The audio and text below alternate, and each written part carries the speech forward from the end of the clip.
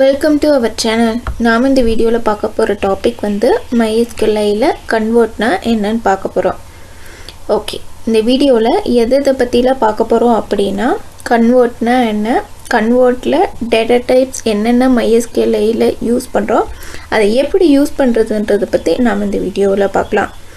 Okay, as usual எல்லா டாபிக்குமே அதோட நேம்ல இருந்து தான் நம்ம கான்செப்டை ரிட்ரீவ் பண்ணணும், அதாவது எடுத்து பார்க்கணும். இதில் நம்மளோட கான்செப்ட் வந்து என்னென்னா கன்வெர்ட் அப்படின்னா ஒரு இதிலிருந்து இன்னொரு இதுக்கு மாற்றுறது தான் நம்ம கன்வெர்ட்னு சொல்லுவோம். ஸோ இப்போ இது MySqlன்றப்ப இந்த இடத்துல எது நம்மளுக்கு அப்ளிகபிள் ஆகும் அப்படின்னா டேட்டா டைப் தான் அப்ளிகபிள் ஆகும். ஓகே, அப்போ கன்வெர்ட்ன்ற இன்பில் ஃபங்க்ஷனை வச்சு நம்மளால் MySqlலேயே டேட்டா டைப்பை கன்வர்ஷன் பண்ணிக்க முடியும். ஸோ MySqlல டேட்டா டைப் கன்வர்ஷனுக்கு வந்து சில டேட்டா டைப் மட்டும் அலோவ் பண்ணியிருக்காங்க. ஸோ அது என்னென்ன டேட்டா டைப்புன்றதை நம்ம பார்க்கலாம். ஓகே, என்னென்ன டேட்டா டைப் அப்படின்னா date and time, character, signed, unsigned, decimal, binary. இதில் சைன்ட் அப்படின்னா ப்ளஸ் அண்ட் மைனஸ் ஸ்பெசிஃபை பண்ணியிருக்கிறது ஒரு நியூமரிக் வேல்யூக்கு, அன்சைன்டுனா ப்ளஸ் அண்ட் மைனஸ் வேல்யூஸ் வந்து நம்மளுக்கு ஸ்பெசிஃபை பண்ணியிருக்க மாட்டாங்க, 64 பிட் இன்டீஜர் நம்பராக இருக்கும்.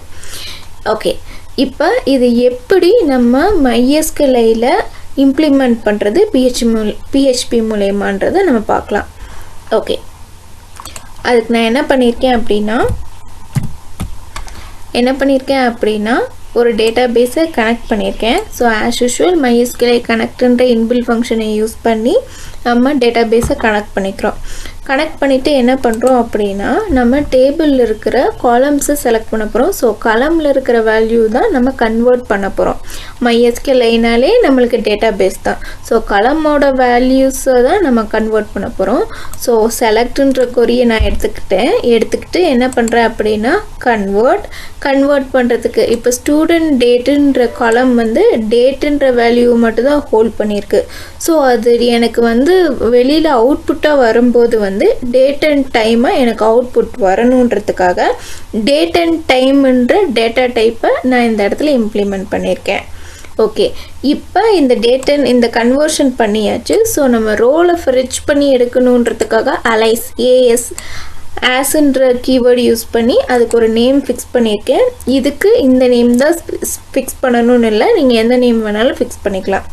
ஓகே, நான் சிலது மட்டும்தான் இந்த இடத்துல உங்களுக்கு மென்ஷன் பண்ணி காமிச்சிருக்கேன். மற்றது எல்லாமே உங்களுக்கு தேவை அப்படின்னா நீங்கள் அந்த டேட்டா டைப் கன்வர்ஷனை யூஸ் பண்ணிக்கலாம். அடுத்தது வந்து time.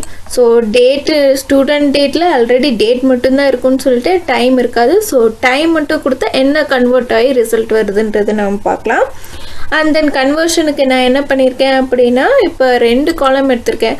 Student Tamil and student இங்கிலீஷுன்ற 2 ஸ்டூடெண்ட்டோட சப்ஜெக்ட் மார்க்ஸை எடுத்திருக்கேன். ஸோ அந்த 2 சப்ஜெக்ட் மார்க்கை மைனஸ் பண்ணுறோம் அப்படின்னா நம்மளுக்கு ப்ளஸ் ஆர் மைனஸ் சைன் கிடைக்கும். ஏன் அப்படின்னா நம்ம சப்ராக்ட் பண்ணும்போது பெரிய வேல்யூலேருந்து சின்ன வேல்யூவை சப்ராக்ட் பண்ணோன்னா நம்மளுக்கு ப்ளஸ் அண்ட் மைனஸ் ரிஃப்ளெக்ட் ஆக போகிறதில்ல. இதே சின்ன வேல்யூலேருந்து பெரிய வேல்யூவை நம்ம சப்ராக்ட் பண்ணணும் அப்படின்னா நம்மளுக்கு மைனஸ்ன்ற சைன் வேல்யூ வந்து ரிஃப்ளெக்ட் ஆகும்.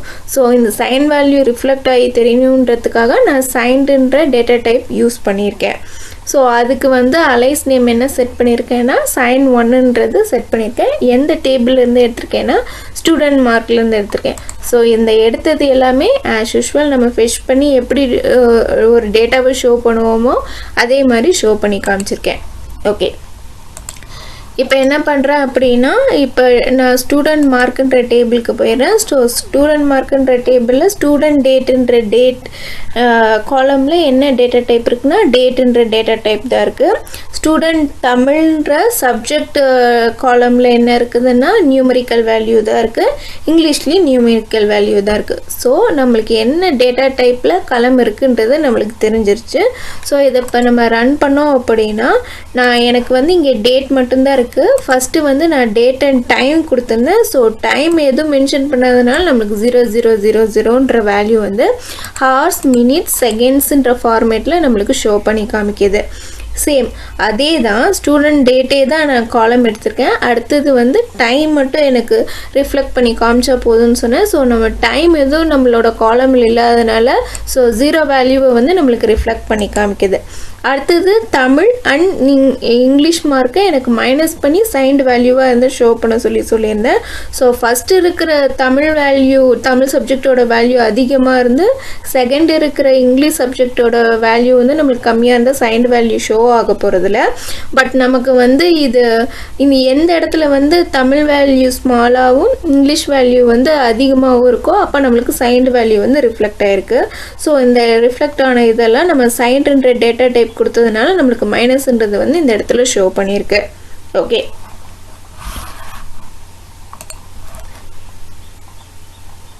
நாம் இந்த வீடியோவில் எதை பற்றி பார்த்தோம் அப்படின்னா கன்வர்ஷன், அதாவது கன்வெர்ட்னா என்னன்னு பார்த்தோம் MySQLயில். அதில் என்னென்ன டேட்டா டைப்ஸ் யூஸ் பண்ணுறோம், அந்த டேட்டா டைப்ஸை எப்படி PHPயில் இம்ப்ளிமெண்ட் பண்ணி யூஸ் பண்ணுறதுன்றதை பற்றி நாம் இந்த வீடியோவில் பார்த்தோம். தேங்க்யூ.